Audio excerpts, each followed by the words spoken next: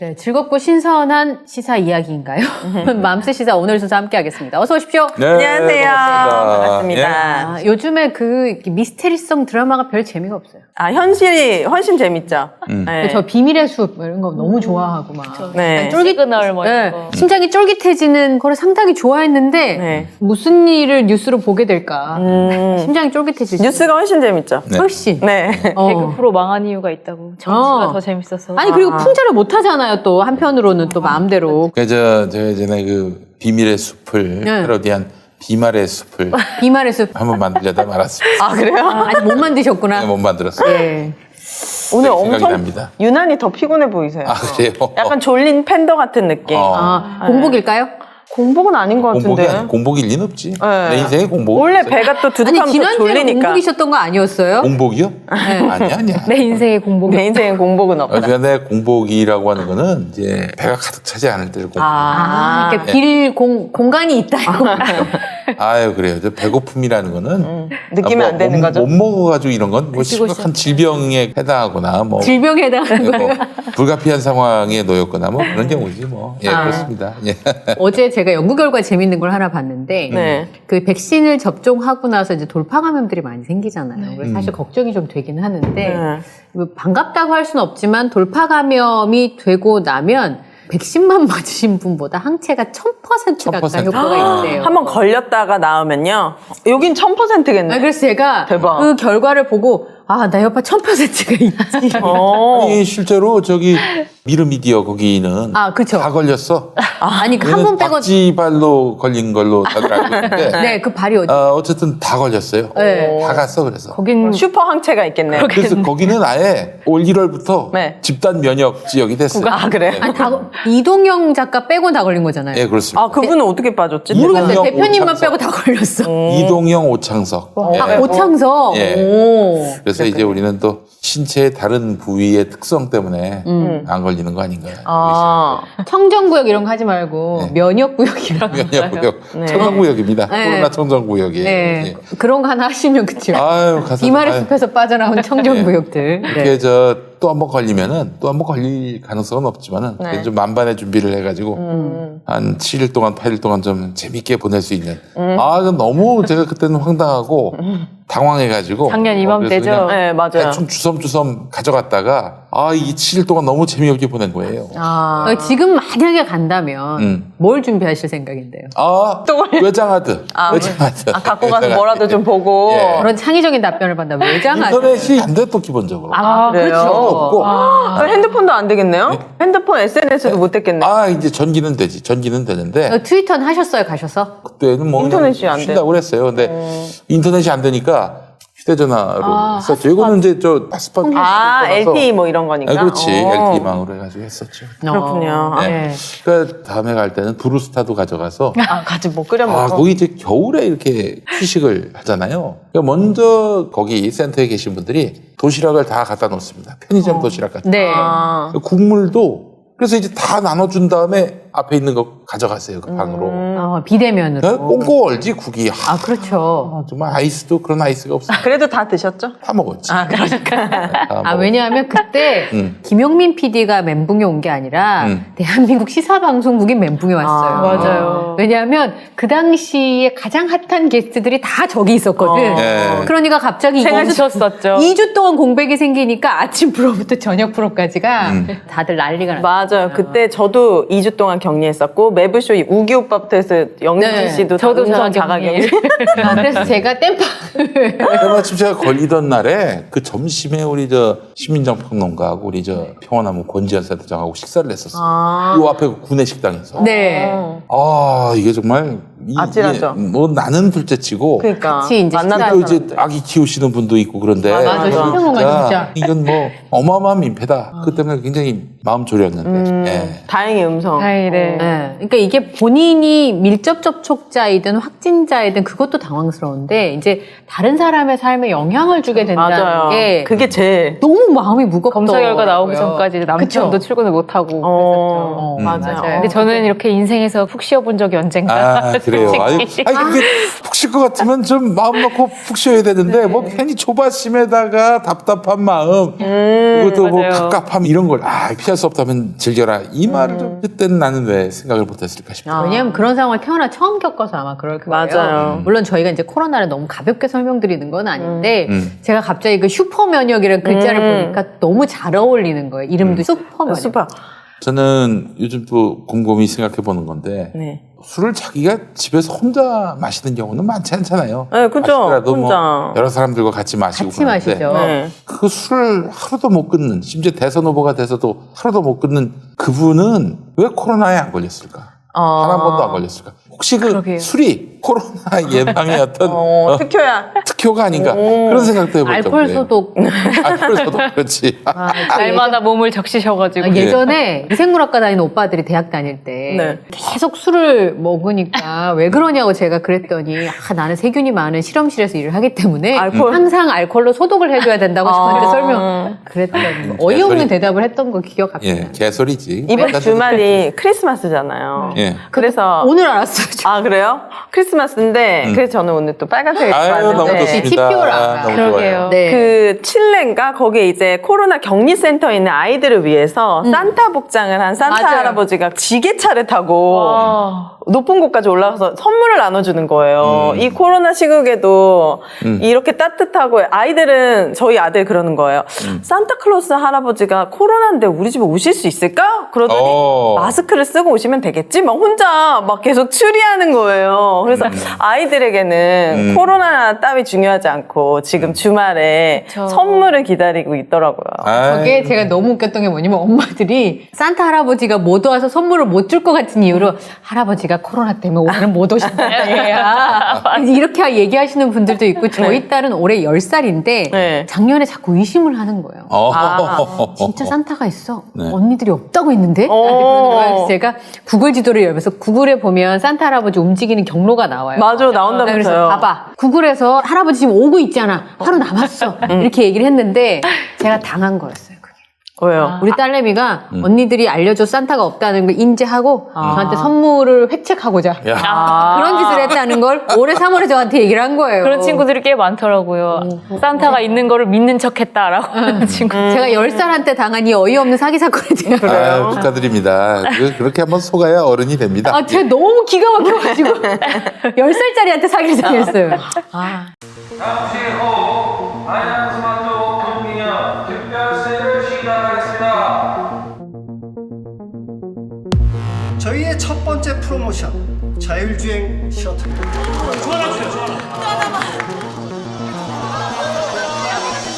이번 달 야심차게 준비한 프로모션 제품들입니다. 모두 무료로 제공해드리겠습니다. 렛츠고! 우리 윤석열 아저씨가 내년쯤에는 또 어디 초등학교 가가지고 네. 어린이한테 앞으로 2, 3년 내에 산타클로스의 경로를 네. 이제 이걸로 볼 볼 수 수 있는 있는 시대가 날이 올 것이다. 그런 얘기를 할 것 같습니다. 지금 방송 켜시면 뭔 소리? 이러실 수도 있어요. 아니 오늘 저기 전북대 가가지고 전북대. 네.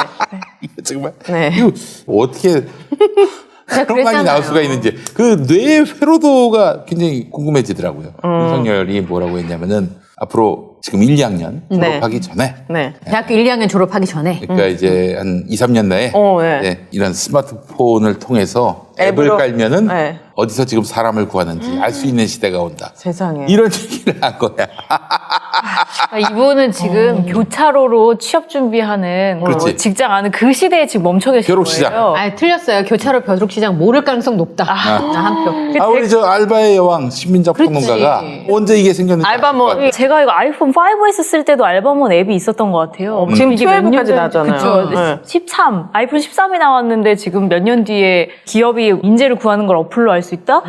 지금도 업그레이드에 업그레이드를 거쳐서 이걸로 이력서 다 완성 수정까지 가능한 지금 시대에 지금 무슨 소리 하시는 건지 모르겠어요. 그러니까 이분은 뭐 자기가 잘 몰라도 그게 큰 흠이라고 생각하시질 않는 것 같아요. 왜냐면 잘 아는 사람들 데려다가 쓰면 되니까 라고 하는 것 같은데 지금 사람들이 어떤 삶의 양식을 갖고 있는지에 대해서 이해가 없는 분이에요. 이런 분이 무슨 대통령을 합니까? 네. 이분은 제자리에 어떤 인재를 갖다 둬야 되는지도 모르는 분이에요. 당연히 모르겠죠. 일상생활에서 지금 어떤 후보는 경력증명서 같은 거 띄는 거 이전 직장 가서 띄는 거 너무 번거롭다 우리 얘기했었잖아요. 너무 짜증나잖아요. 그게 서로 너무 힘들기 때문에 그걸 가지 않고 전자로 뛸 수 있는 시스템을 만들겠다고 하는 센스쟁이 후보도 있었어요. 의지영 후보가 그 후보가 궁금하지 않습니까? 안 궁금해. 물어보는 순간 누군지 알 것 같아가지고. 그죠. 정말. 근데 이거는 정말 취업 준비를 해보거나 이직 준비를 해본 사람이라면 이렇게 세심하게 고마운 서비스가 없어요. 그런데 지금 그런 정책이 나오고 있는 마당에 네. 몇 년 뒤에 어플로 직장을 구한다?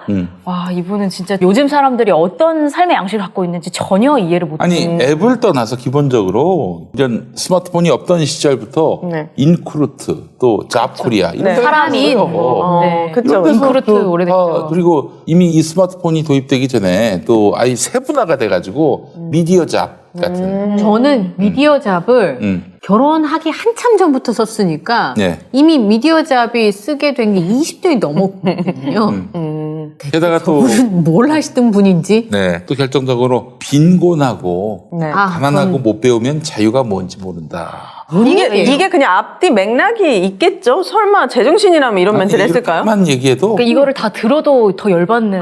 그래? 더 들으면. 더 열받아. 아, 진짜요? 이분이 지금 법 전문가셨잖아요. 네. 우리나라 헌법에서 어디 못 배우고 돈 없으면 자유에 대해서 모른다는 그런 헌법이 어디 있습니까? 그리고 이분이 뭐라고 했냐면은 결국엔 이 뉘앙스예요.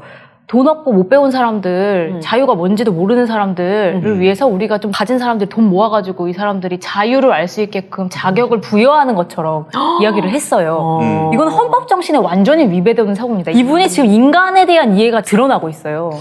카스트 제도처럼 이렇게 계급화 시켜져 있네요. 그분은 자본 논리에 따라서. 이분은 이 모든 인간은 자유를 누릴 수 있는 권한이 있고 돈 없고 못 배웠다고 해서 내가 지금 자유를 누릴 수 있는 권한이 없는 게 아니라 이 사람들이 자유롭게 선택할 권리가 줄어드는 거죠. 그렇죠. 이런 사람들 때문에 내가 이 비리와 일을 하거나 내가 이거 하지 않거나 하는 걸 선택할 수 있는 선택권이 줄어드는 거예요. 그걸 위해서 사회 안전망이 확대돼야 되는 거죠. 이 사람들도 똑같이 우리와 같은 자유를 누리게 하기 위해서 뭘 가졌건 안 가졌건 배웠건 못 배웠건. 근데 이거에 대한 기본적인 헌법 정신을 위배하는 멘트라고 저는 생각합니다. 아니 근데 이게 보통 그 사람이 하는 말을 보면 그 사람이 무엇을 얼마나 이해하고 있는지를 판단할 수 있는데요. 네. 그러니까 설명을 긍정적으로 쓴 언론 보도를 설명을 하자면 네. 지금 신민정 평론가가 불뿜었던 것처럼 자유민주주의를 지키기 위해서 공동체에서 저소득층에 대한 사회적 지원을 해야 된다라는 취지의 발언이다. 라고 해도 극빈 생활을 하고 배운 것이 없는 사람은 자유가 무엇인지 모를 뿐만 아니라 왜 필요한지도 느끼지 못한다는 아무 관계가 없지 않습니까? 그러니까 이 사람은 인간이 나랑 같은 인간이 아니라는 취급을 하는 거예요. 못 배웠고 그래. 돈이 없으면 이 사람이랑 나는 동등한 관계가 아니고 이 사람이 저 바닥에서 나뒹굴고 있으니까 내가 더 가졌고 더 배웠으니까 이 사람에게 뭘 시혜적으로 부여를 해서 이 사람도 동등한 인간으로 내가 만들어주겠다라는 취지지 이 사람에게 이미 자유가 있는데 우리 사회나 우리 어떤 구조 자체가 문제가 있어서 이 사람의 자유를 억압하고 억압한다. 있다. 이런 식의 사고가 아니에요. 아니 근데 뭐 앞뒤말이 대체 잘 이해가 안 되는. 제가 전에 박근혜 씨가 대선 후보로 나왔을 때 이 양반은 안 된다라고 여러 차례 얘기했는데 결정적인 이유는 단 1분도 노동자 생활을 안 해봐서 이거 매우 중요하거든요. 그렇죠. 아, 근데 노동자 이제 생활 안 해도 사실 이런 거는 너무 기본적인 아니, 그냥 학교 다니고. 상식이잖아요. 인정인 거고. 교수한테 갑질 당해도 그건 노동자라고 저는 칩니다. 갑질 한 번도 당해보지 않은 사람이 갑질 당하는 국민들이 내가 보기에는 한 80에서 90% 되는데 그렇죠. 그럼 국민의 마음을 모르니까 엉뚱한 짓거리를 하는 거예요. 그러니까 이번에 또 윤석열 씨가 대통령이 되면 안 된다라고 제가 얘기하고 다니는 이유는 밑바닥 계층의 삶을 몰라. 전혀 몰라. 밑바닥 계층? 윤석열이가 만났던 밑바닥 계층이 누구였느냐? 범죄자들? 범죄자들이지. 범죄자들. 그저 조사하러 온 받으러 온 사람들. 사람.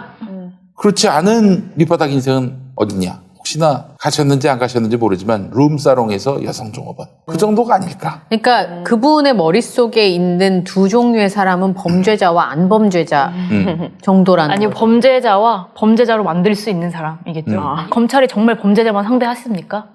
아주 무고한 사람들 데려다 범죄자 많이 만들었습니다. 아휴. 이 사람은 진실을 가공할 수 있다고 생각하는 사람이고 없는 범죄도 만들어서 뒤집어 씌울 수 있다고 생각하는 자, 사람이기 오늘 때문에 네. 그 멘트도 했었어요. 뭐야? 윤석열이. 청년 실업 문제에 대해서 이제 물어봤나 봐요. 그랬더니 지금 학생들이 학교에서 열심히 공부하는데 기업 입장에서는 정말 우리 매출을 올려주는 걸 배우고 왔는지 이 학생들이 그 생각을 한다는 거예요. 그러니까 기업 입장에서는 우리 회사에 돈이 되는 걸 학생들이 배워왔는지 이게 궁금하다. 그래서 뭐 어쩌라고요? 그래서 그러니까 어쩌라고? 돈이 되는 걸 공부를 해야 된다 이런 얘기인 것 같아요. 그러니까 뭐 기초학문, 인문학 이런 거는 쓸데없는 거다. 그건 뭐 대학원 가서 배우든지 말든지. 아, 이게 돈이 되는지 안 그럼 되는지. 인문학에 취업은 대해서- 그러니까 대학은 취업하기 위한 곳이에요? 그렇지 뭐 직업사관 학교지 뭐 한마디로. 아, 그럼 맞지? 대학을 뭐하러 해요? 응? 바로 인문학을 취업하지. 폄훼하는 그런 멘트도 있었잖아요. 아 그냥 저 뭐- 실업 계통의 그 고등학교 나오는 게 낫지 뭐 사실 그렇지 않아요? 문과 다니는 학생들은 그럼 그 많은 돈을 내고 헛짓거리를 사는 그러니까 이런 거예요. 발언들이 좀 보도가 되면 많은 사람들이 지지를 철회할 텐데요.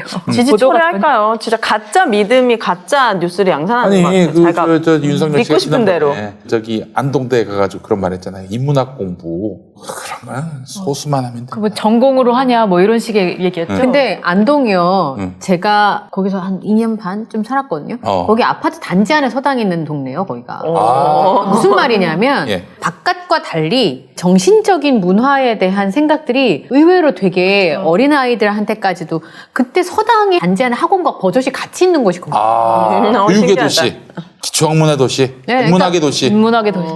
거기서 되게 이황 선생이 공짜로 되어 그렇지. 있는 네. 안방 지어놓고 애들한테 공부시킨 게 뭔데요? 근데 거기서 인문학 얘기를 인문학을 저렇게 얘기한 거예요. 대단하다. 그러니까 어르신들 노할만 하다니까요. 맞춤형 망언.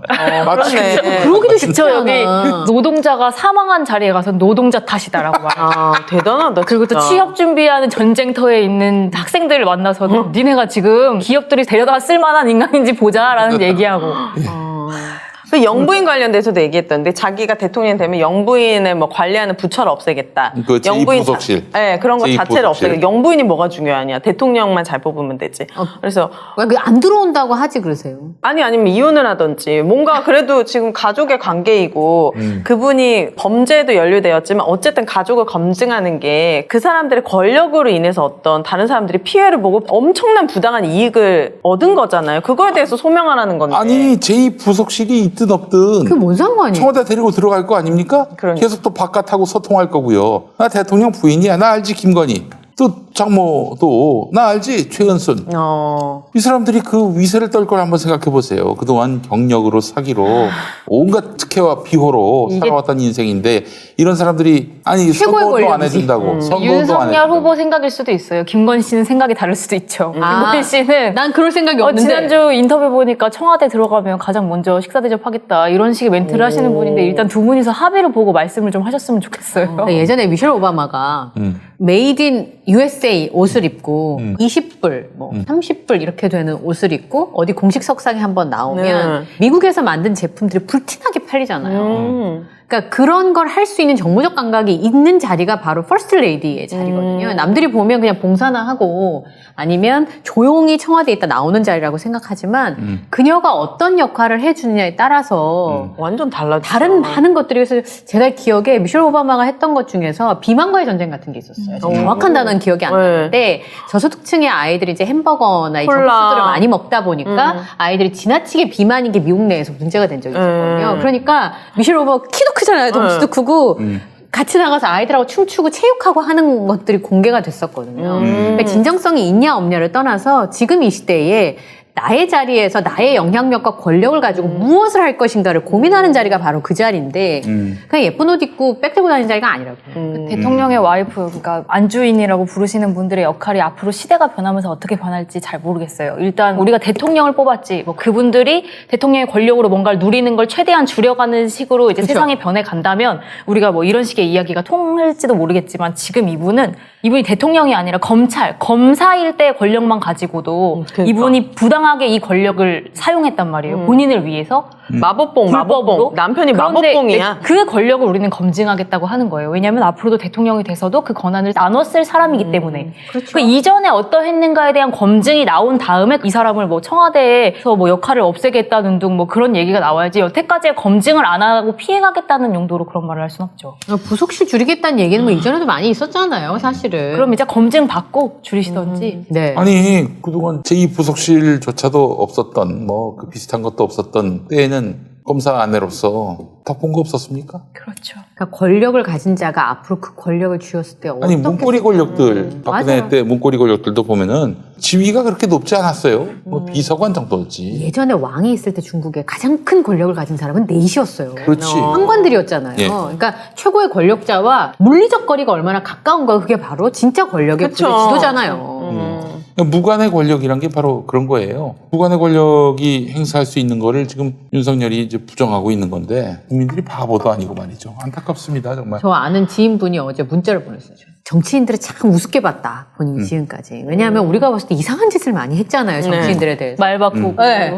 정치 혐오가 너무 심했는데 철새처럼. 그래도 정치를 하던 사람들이 해야 되는 이유를 그럼. 알 것 같다. 아, 요즘에 알 것 같다. 그런 얘기를 하시더라고요. 아니 참 이게 역설적인 얘기이기도 한데 아이러니한 부분이기도 한데 대한민국에서 가장 깨끗한 집단이 정치인 집단이에요. 어떻게 보면 왜냐하면은 왜요? 국회의원들 계좌는 언제든지 검찰이 들여다봅니다.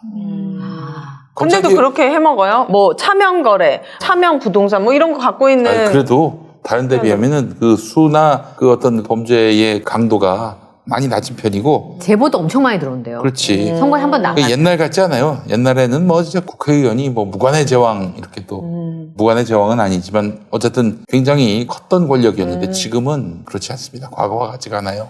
예. 그러니까 어쨌든 정치인들은 시민사회에 대한 이해가 있잖아요. 그렇죠. 지금 이 사람들 그리고 정치로 진출하는 사람들도 어떤 시민사회에서 한 역할을 했던 사람들이고 그러니까 보통의 사람들에 대한 이해를 좀 하려고 노력하는 사람들이 정치를 해왔단 말이죠. 그러니까 지금 분위기가 어떤지 민심이 어떤지에 대해서 조금 눈치를 보기라도 했는데 네. 아니 표가 무서워서 네, 입을 그렇죠. 다물죠. 근데 뭐 이분은 그리고 적어도 이런 윤석열 후보 같은 어떤 계급적인 사고를 갖고 있는 사람이라고 하더라도 그 말이 얼마나 여파가 있을지에 대해서 알고 몸을 사립니다. 그럼요. 이렇게 지금 가난하고 못 배운 것들은 자유도 모른다라는 발언을 이게 지금 21세기 대통령 후보가 할 말입니까? 저 잘못 본 줄 알았어요, 기사를. 그런데도 저는 좀 우려되는 거는 그 보수층을 지지하는 경관 30%들은 돌아서지 않을 것이다.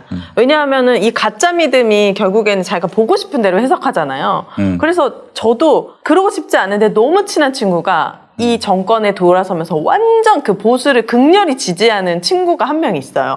인스타 스토리가 10개 올라오면 10개 다 입에 담을 수 없는 정권에 대한 욕을 하는 거예요. 인스타에다가요? 인스타 스토리, 우리 보통 인스타에는 정치 얘기 안 쓰잖아요. 거기는 스토리는 잘 안 쓰죠. 나는 거기서 무슨 커피를 마셨는데 네. 케이크를 뭘 먹었나 이거 그래서 얘기해 제가 그 주잖아요. 친구가 20년 직인데 어머. 마음적으로 얘를 만나서 정치 얘기를 하진 않지만 이게 너무 어디서부터 얘한테 얘기를 해야 되지 이게 점점 깊어지더라고요. 그러니까 지금 최근에 오윤혜 씨가 말씀하신 것처럼 양쪽인 경관 지지율이 진보와 보수는 있잖아요. 한 40대 40이라고 40대 보시면 돼요. 40, 혹은 뭐 제가 최근에 느끼는 40대 30 정도 되는 것 같아요. 근데 어쨌든 중도가 30에서 뭐 20 사이에는 30. 있는데 네. 문제는 이번 대선은 누가 되든 중도에 계신 분들의 마음을 조금이라도 더 얻는 맞아요. 사람에게 플러스 알파가 되는 거기 때문에 지금 경관 지지층들은 사실 앞으로 무슨 일이 나도 맞아요. 안 바뀔 거예요. 크게 표를 던지는 성향은 달라지지 않지 않을까. 맞아요. 그런 생각이 들어요. 어떤 그래서 종교적인 신념이 가미가 된다던가 네. 그렇죠. 직접 자기 이익과 결국에 어떤 손해를 그렇죠. 본다던가 하지 않는 이상은 네. 그 30%, 40% 되는 분들 마음을 돌리기 쉽지 않겠죠. 근데 이제 가운데 계신 분들은 정치를 하시는 분들 입장에서는 참 곤란한 지지층일 수 있습니다만 네. 아까 말씀드렸던 그런 단어, 그런 그렇죠. 말, 그리고 무시당하는 뭐 이런 것들로 충분히 움직일 수 있는 상황이잖아요. 그리고 사실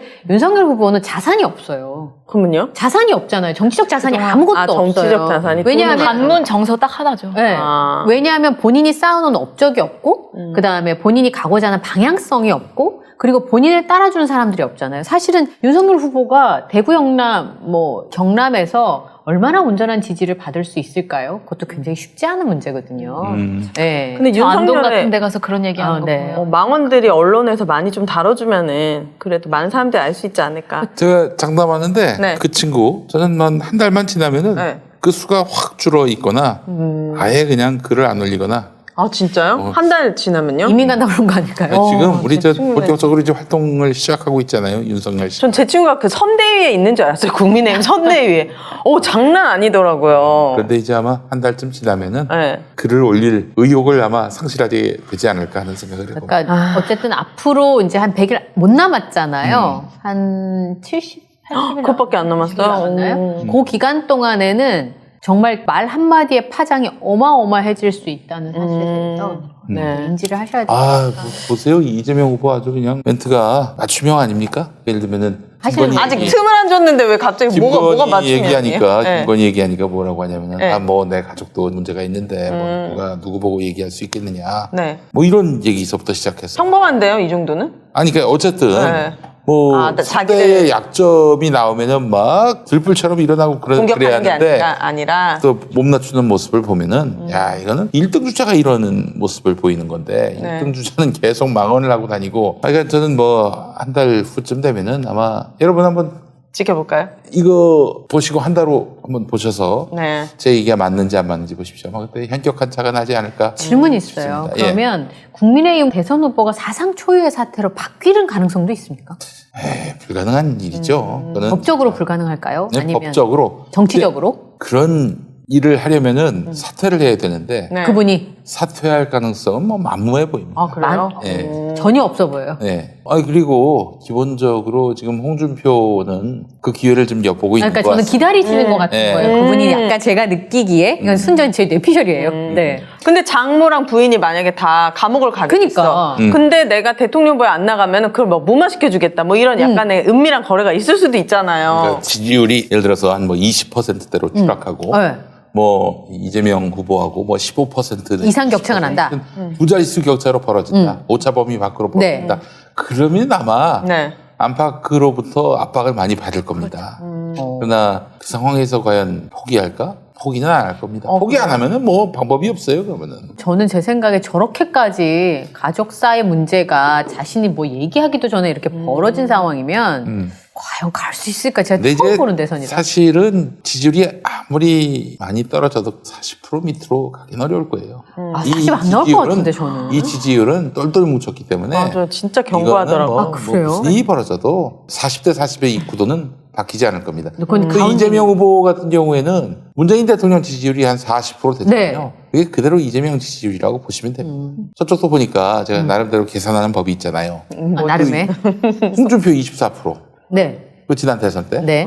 그러니까 박근혜 탄핵으로 해가지고 완전히 괴멸적 상황이었는데도 불구하고 24%가 나왔으니까. 24%를 먹었고 게다가 또 유승민도 한 10% 먹었어요. 그때. 예.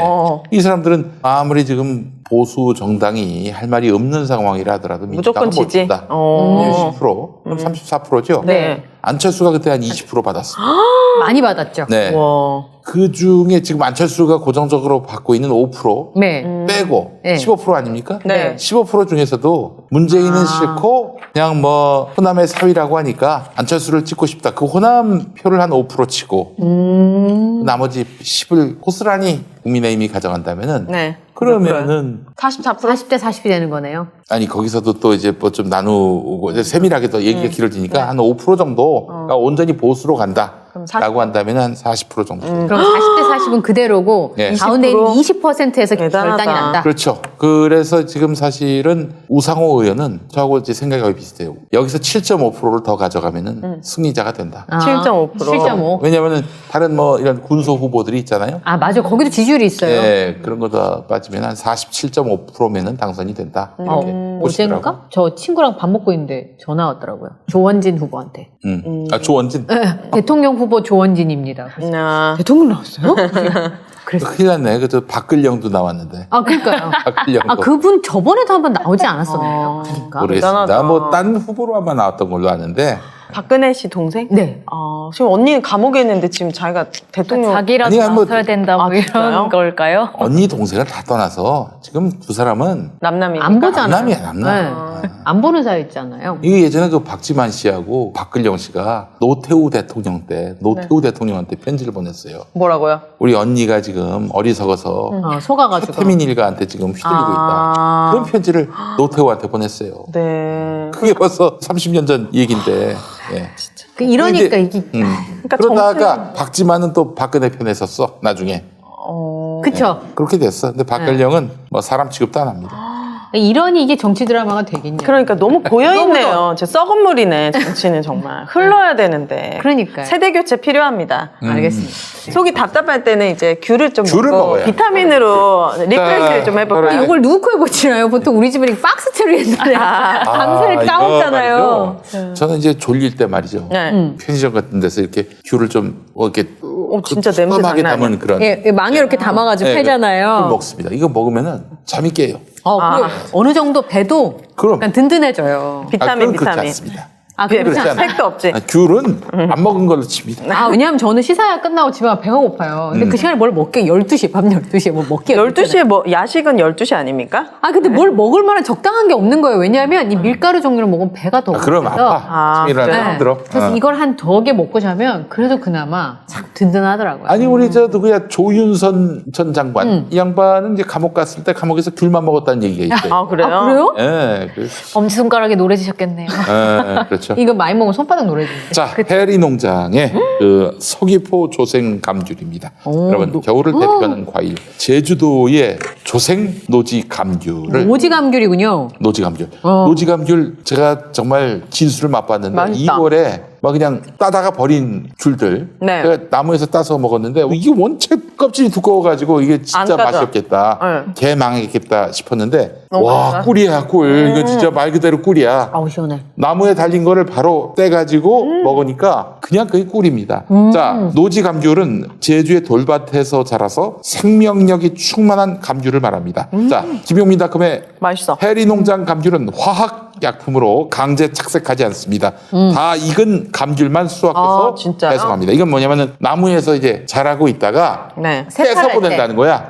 미리 따가지고 이제 후숙한 게 아니라 예. 미리 따놓고 후숙 작업을 하지 않습니다. 맛있다. 잘 익은 감귤만 보내드려서 더욱 맛있습니다. 게다가 가격은 저렴합니다. 우리가 10kg에 25,900원. 대박. 5kg가 아니에요. 그렇네. 10kg에 25,900원.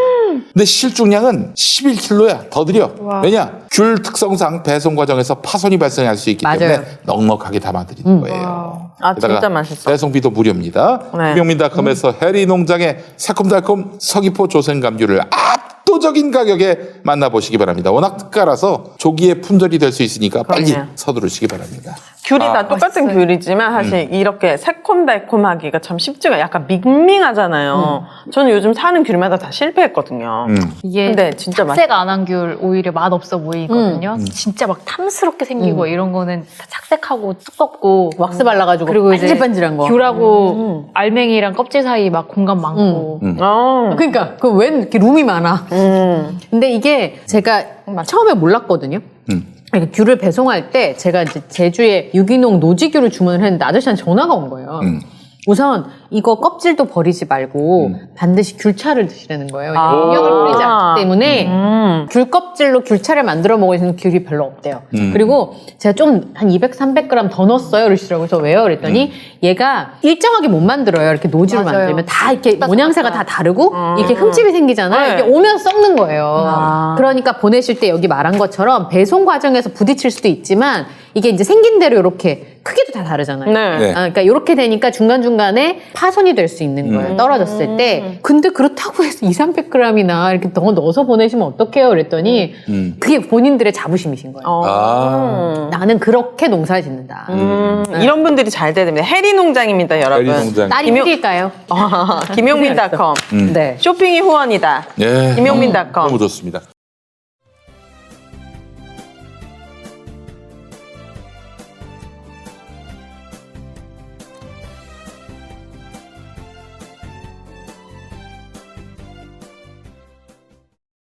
네, 오늘 첫 번째. 오늘 또 윤석열 후보 이야기를 안 할 수가 없겠는데요. 윤석열 후보 캠프에서 이재명 후보를 겨냥한 정치 공작이 기획됐다라는 정황이 한 택시기사님 증언으로 밝혀졌어요. 아, 이것도 드라마입니다. 뭐라고요? 이게 지금 웬만한 드라마, 그러니까 윤석열 후보 캠프에서 이재명 후보 쪽 가족을 되게 정치 공작으로 이렇게 하나 터트리자라고 한 거를 한 택시기사님이 들었다는 거예요? 거예요? 증언해서 우와. 이게 지금 밝혀졌어요. 네. 그래서 어떻게 밝혀졌는지 이 내용이 상당히 드라마보다 더 드라마 같아서 이 이야기를 좀 해보려고 네. 하는데요. 잘 부탁드립니다. 네. 근데 열린공감TV 쪽에 15일 오후, 지난주 수요일이죠. 오후에 유력 대선 후보 자제 관련한 의혹이 기획돼서 아마 가짜뉴스를 퍼뜨릴 것이다라는 첩보를 우리가 입수해서 지금 취재하고 있다라는 거를 이제 열린공감TV가 밝혔어요. 그리고 그 다음날 실제로 조선일보가 단독으로 이재명 후보 장남이 상습 도박을 했다라고 하면서 기사를 터뜨렸어요. 이 기사 내용에 대해서 진위 여부는 일단 나중에 살펴보기로 하고요. 일단 그럼 이 자제 관련한 의혹을 지금 기획하고 있다라고 제보한 사람은 누구냐? 누구냐면 박형준 부산시장 딸 홍대 입시비리 고발했던 김승현 교수님이에요. 이분 홍대 미대 교수님인데 네. 네, 이분- 그분은 이제 올 2월에 정년을 맞으셨고, 네. 아, 근데 이 양반 기억력이 너무 좋아요? 대단합니다, 진짜. 그 당시에도 되게 디테일한 것까지 기억했던 뭐 걸로. 입고 왔던 옷 뭐 이런 거 그쵸. 기억했어요. 네. 정말 어마어마한 기억력을 가진 사람. 이분이 박형준 부산시장 후보 시절에 딸 입시비리에서 부정청탁을 했다라는 내용을 공개해가지고 박형준 당시 후보에게 민형사 소송 당했었어요. 근데 부산지법에서 이 사건을 무혐의로 끝냈고 민사소송은 박형준 부산시장이 조용히 취하했습니다. 왜냐? 박형준 당시 후보가 우리 딸 시험에 응시한 적도 없다라고 했는데 검찰 수사 결과 99년 홍대 입시에 응시한 게 밝혀진 거죠. 뭐야? 그러니까 조용히 이거 취하한 거예요. 어쨌든 이 김승현 교수는 이게 지금 이렇게 묻히면 안 된다라는 거를 밝히기 위해서 이거 공론화시키기 위해서 국회로 이제 기자회견을 하러 가는 길에 택시를 탄 거죠. 그 택시를 타서 이제 우연히 택시기사님하고 이런저런 정치 이야기를 나누다가 뭐 네. 택시기사님이 내 친구 중에 뭐 안민석 의원과 아는 사람이 있다 뭐 안민석 의원 이야기를 하다가 근데 내가 어제 손님을 하나 태웠는데 희한한 이야기를 하더라라고 하면서 내가 압구정동에서 서초동 가는 길에 태웠던 손님인데 전화통화로 말하기를 네. 김건희 건을 사과하고 이재명 아들의 도박 그다음에 기타 뭐 여러 가지 사건 터트리면 김건희 건 수습될 거다. 그 외에 우리한테 히든 카드들이 엄청 있다. 어차피 게임 끝이다. 라고 하는 내용을 통화하는 걸 기사님이 들었다는 거예요. 우와. 그러니까 김승현 교수님이 이걸 딱 들어봤더니 이게 지금 보통 내용이 아닌 것 같으니까 열린공감TV 쪽에 제보를 한 거죠. 그래서 열린공감TV가 이 택시기사님을 당장 찾아서 어머. 이분과 이제 인터뷰를 한 거예요. 네. 근데 지금 이 택시기사님이 손님을 태웠던 날이 언제냐? 14일 지난주 화요일이에요. 그러니까 YTN에서 김건희 씨 허위 경력을 보도해서 떠들썩했던 날. 네. 보도가 나가고 나서 이제 오전에 9시 50분경에 그 통화를 했다고 하는 손님이 압구정 파출소에서 서초동 한 건물 앞으로 이동을 하면서 전화 2통을 했다는 거예요. 한 통은 이제 그냥 자기 아랫사람한테 하듯이 내가 볼 수 있게 서류 압축해서 정리해놔라 10장으로 우리한테 여러 가지 뭐 카드가 있는데 끝이다 뭐 이런 얘기를 했다고 하고 두 번째는 전화를 해서 이 운전기사님이 생각하기로 그 내용이 되게 디테일했는데 아마도 뭐 기자 같은 사람한테 얘기를 하는 것 같았다 라고 하면서 이번 건은 그냥 사과하기로 하고 뭐 어떠한 멘트를 이렇게 해서 넘어가고 이재명 아들 관련한 도박, 음주운전, 뭐 성범죄 관련한 얘기라고 해요. 이 기사님이 정확하게 성폭력인지 어떤 워딩이 기억이 안 난다고 하는데 성범죄 관련한 이걸 우리가 터트리면 사모님 건 수습될 거다. 걱정 말아라. 사모님. 우리 뭐 김건희 건? 네. 히든 카드가 많다라고 게임 끝이다. 뭐 이런 얘기를 했다라는 거죠. 네. 그러니까 아, 그러면은 이게 이제 이재명 후보의 아들의 아들, 뭐 장남. 성 관련한 네, 이유를 쟁점으로 만들면 된다. 이슈로 덮는다는 얘기죠. 근데 이제 이 말은 그게 사실이기 때문에 말하자면 이슈로 만든다는 것일 수도 있겠지만은 없는 사실도 만들어내서 혹은 뭐 의혹으로 이제 막 해서 궁금증을 유발하는 그렇지. 것만으로도 효과를 볼 수 있다. 그러면은 이제 뭐가 있냐면은 이재명 후보는 우리나라의 그 토건 세력과 싸움을 시작한 이래 계속해서 토건 세력으로부터 공격을 당해왔어요. 그래서 폐륜화 그리고 폭언하고 불륜을 저지르고 김부선 것도 그렇잖아요. 결국 김부선 아무것도 아닌 걸로 드러났지만 또 온갖 흉한 범죄 혹은 비리에 연루된 것처럼 때가 묻은 것처럼 대장동 이슈도 사실 마찬가지예요. 그렇게 해서 이 사람에게 뭔가 드러난 건 없지만은 하여간 뭔가 좀 수상한 사람 때를 자꾸 묻히는 거야. 범죄자 이미지를 들이우는 거지. 토건 세력은 무슨 세력이에요? 토건 세력 부동산으로 떼돈 버는 사람들, 불로소득 있는 사람들. 참 오윤혜 씨 정확한 질문을. 토목공사 이런 그거와 같은 토 아파트 같은 거. 뭐 뭐 재개발. 토건 땅에다가 토목 이제 건설 뭐 이런 뜻인가 봐요. 건물을 지으니까 부동산 토건이라고 하죠. 관련된. 그러니까 뭐 파크뷰라든지 분당의 그 비싼 아파트. 백궁정자 지역에 네네네. 라든지 거기가 되게 그- 유명하잖아요. 그 대장동도 그렇고요. 그동안 토건 세력들이 돈 벌려고 하는 구멍들을 다 막아놨단 말이에요. 공영 개발로 한다든지 혹은 뭐 저지한다든지 그런 일을 하다 보니까 뭐 그냥 처음에는 뭐 자식을 어떻게 하겠다라부터 시작해가지고 뭐 회유채까지 뭐 20억을 주겠다 뭐 하는. 근데 결국에는 하도 협박이 들어오니까 경찰서에 승인을 받고 총을 갖고 다녔어요. 아, 이재명 씨가? 가스총. 예. 어머. 왜냐면은 언제 은폐한다고 또, 하니까. 언제 또. 그 전에 사진 보니까 뉴스에 이재명 후보 아파트 입구에는 CCTV가 달려있더라고요. 그러니까 어느 기자가 찍었는데 왜 달려있지? 궁금했는데 지금 가스총을 갖고 다니신다고 하니까 대략 그런 이유 때문이겠구나. 그럼 국힘은 그 도박이나 이런 사실을 어떻게 알게 된 거예요? 어떤. 지금 이걸 더 보셔야 될 것 같아요. 네. 일단 그래서 어쨌든 열린공감 TV가 이 택시 기사님을 만났는데 네. 일단 그 루트를 따라가 보자 해서 압구정 파출소 앞에서 택시를 타고서 어디서 택시를 내렸는지 요 건물입니다 하고 내린 거죠. 내려줬어요. 사실 취재진은 아마 비선 캠프 소속인가 서초동이라고 하니까 이렇게 생각을 했다고 해요. 근데 네. 일단 택시 기사님이 내려준 건물에 내려서 네. 딱 간판을 보니까 뭐야? 주진우 기자, 그러니까 주진우 기자라는 주진우 변호사. 주진우 기자 아닙니다. 아닙니다. 큰일 납니다. 큰일 납니다. 깜짝 놀랐어, 지금. 죄송합니다. 속마음이 나. 주진우 변호사. 주진우 변호사. 오늘 많이 들어봤는데? 주진우 변호사 누구냐면 네. 윤석열 후보 최측근 주진우 전 검사였어요. 예전에 네, 윤석열 후보 재판에 나왔던 분 아니에요? 근데 이분 그러니까 이제 검언 유착 사건 당시에 네네. 이동재 기자의 변호인. 맞아.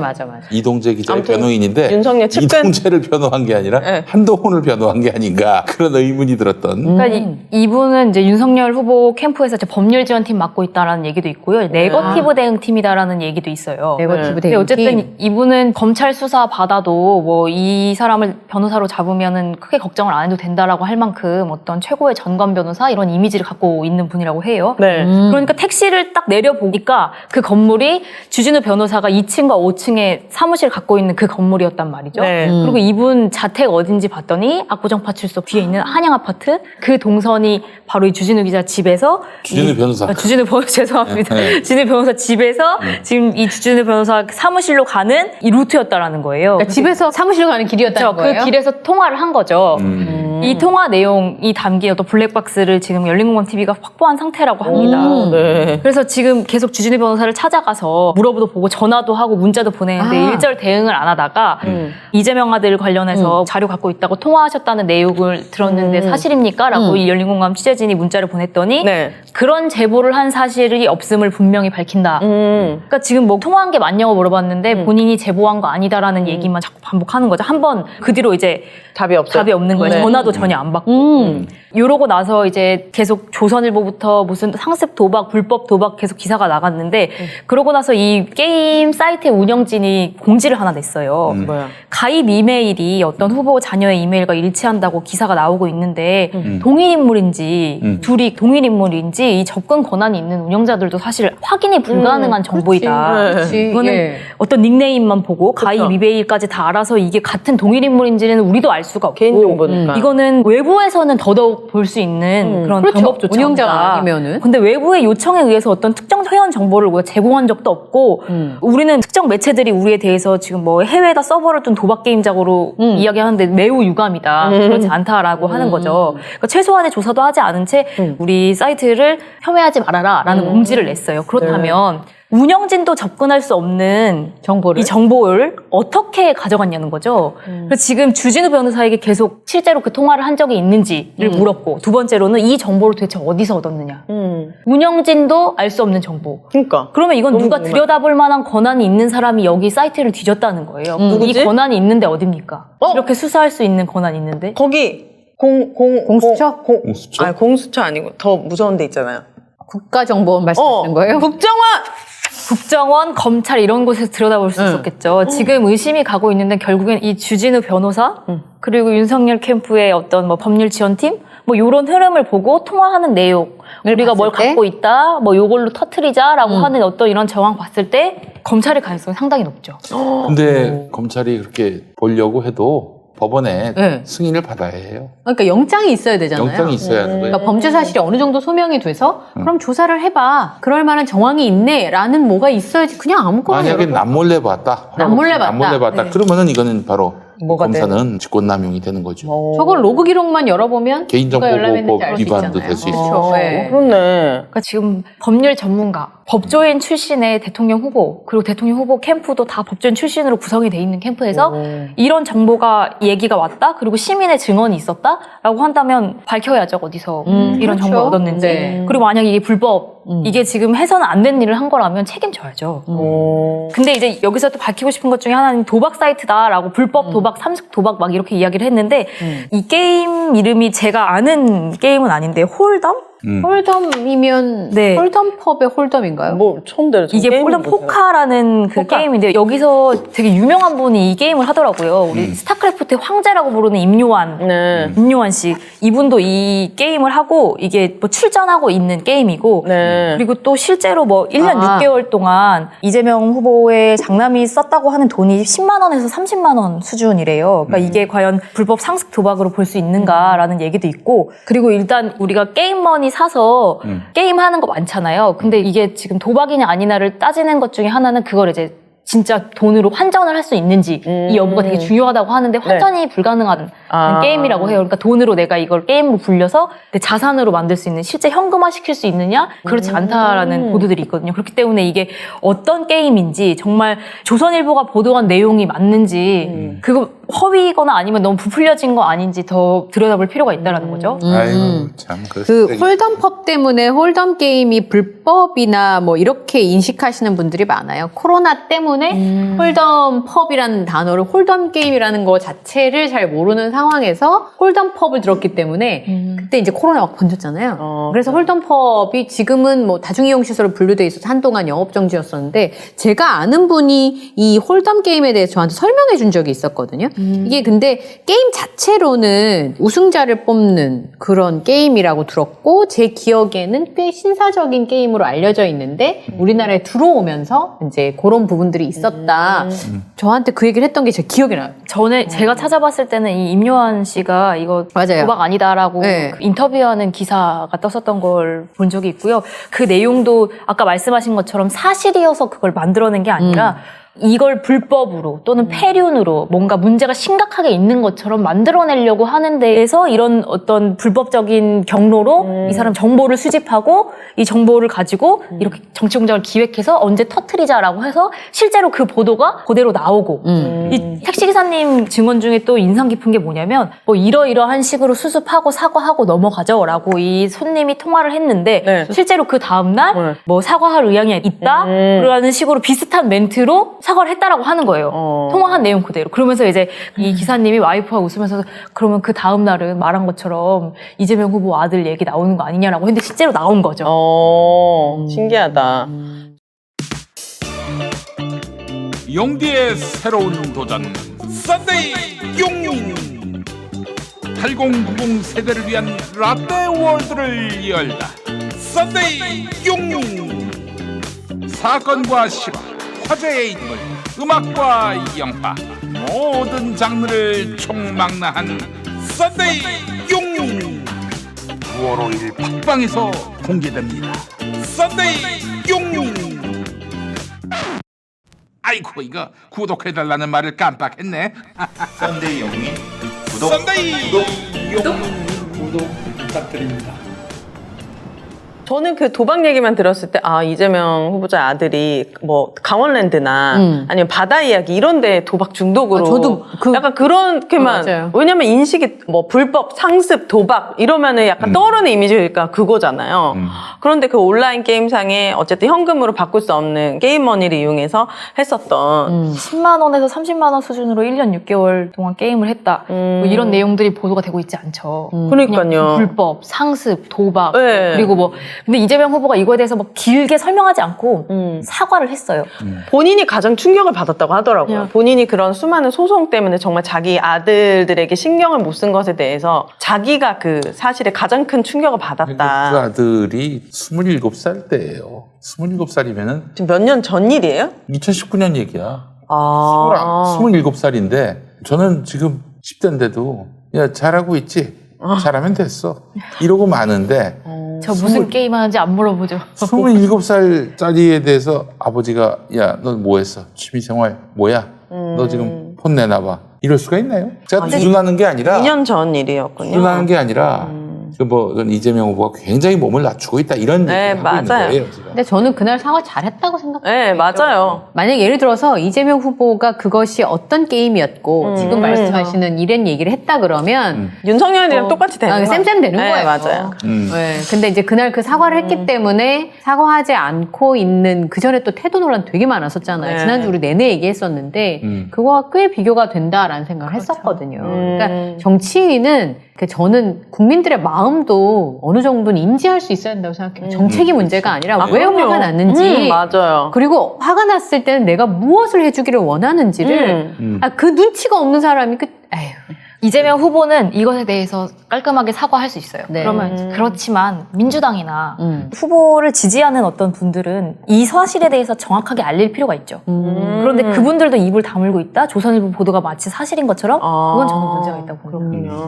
적절한 언어로 잘 설명할 수 있는 사람이 참 이런 걸 잘 설명을 해주면 근데도 당이 또 나서기도 상당히 좀 어려운 면이 애매해요. 있어요. 후보는 사과했는데 당이 나서서 아니에요 그렇게 이럴 수도 얘기하면은 없고. 그러면 뭐 이거는 진정성 없는 사고가 되는 네, 것이니까. 맞아요. 저는 최근 일인 줄 알았어요. 그래서 이 아들놈이 지금 아빠는 대통령 후보 돼가지고 동분서주 바쁜데 속없이 막 이랬는데 어제 2년 전에 또 이런 일이 아니 있었고. 근데 사실은 저는 좀 아드님께 굉장히 유감스러운 건 뭐냐면은 그때가 아버지가 재판받고 있을 때. 네. 재판을 받고 있었을 때였어요. 대법원에 의해서 정말 하지도 않은 그런 일까지 한 거 아니냐 이렇게 추궁받고 있던 때였는데 내가 아버지에게 누를 끼치는 일은 하지 말아야겠다라는 생각은 그때 안 들었는지.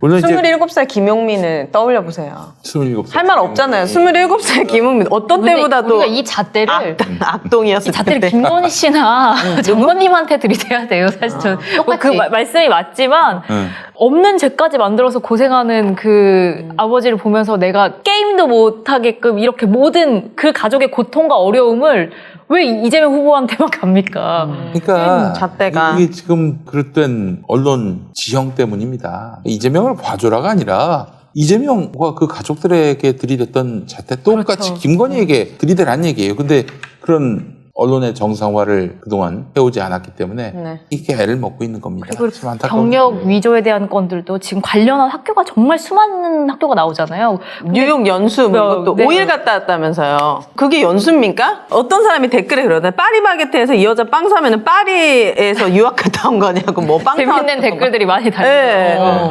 너무 연수. 조국 교수 집을 어떻게 털었는지 우리가 봤잖아요. 윤석열 후보가. 네. 그럼 지금 이 관련한 학교만 다 턴다 70여 군데를 압수수색했다고 했죠. 근데 지금 이 학교, 이걸 다 승인해준 학교들에 대해서 아무런 얘기도 없고요. 어떤 조사나 어떤 잣대도 이 비슷한 것도 들이대질 않고 있습니다. 그게 가장 화가 나는 시절입니다. 이런 얘기 들으면 가슴이 답답해지네요. 네. 얼굴이 두꺼워서 그 사람들은 살고 있나 봐요. 제가 본 드라마의 명대사 기억나요. 그래도 더 이상 나쁜 사람들이 그렇게 해먹질 못한다는 걸 내가 너한테 보여주마.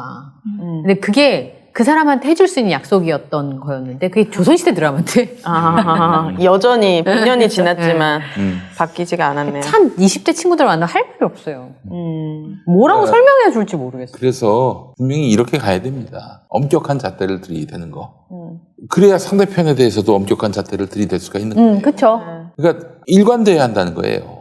상대방에게 저렇게 굉장히 너그럽게 한다면 우리도 너그럽게 해달라 이렇게 요구를 하든지. 근데 그렇게 얘기하기는 좀 너무 면이 안 서니까. 약간 쭈그레지잖아요. 그러면 그렇지. 우리 털듯이 저기도 털어라. 똑같이 그렇게 요구를 해야 엄격하게 되는 거예요. 하자. 그런 관점으로 가야 되고. 그래서 사실은 저는 김진국 민정수석 아들 문제, 뭐 아들에게 병이 있다고는 하지만은 아들이 아버지가 민정수석이고 이 회사를 잘 봐드릴 것이다. 이거는 그렇다면 민정수석으로서 일을 할 수가 없어요. 아들의 상태가 어떻든지 간에. 하라고 하더라도 예. 그래서 이거는 분명히 저는 초장부터 이거는 뭐 감쌀 여지가 없다. 이거는 뭐 너무나 확실하다. 그만둬야 사퇴하는 게 될 것 맞다. 같다. 그렇게 얘기를 했죠. 네. 그랬더니 국민의힘 DC 인사이드 갤러리에 네. 김용민 괄호 열고 돼지 괄호 닫고 김용민 돼지가 웬일이지? 이런 글이 올라왔어요.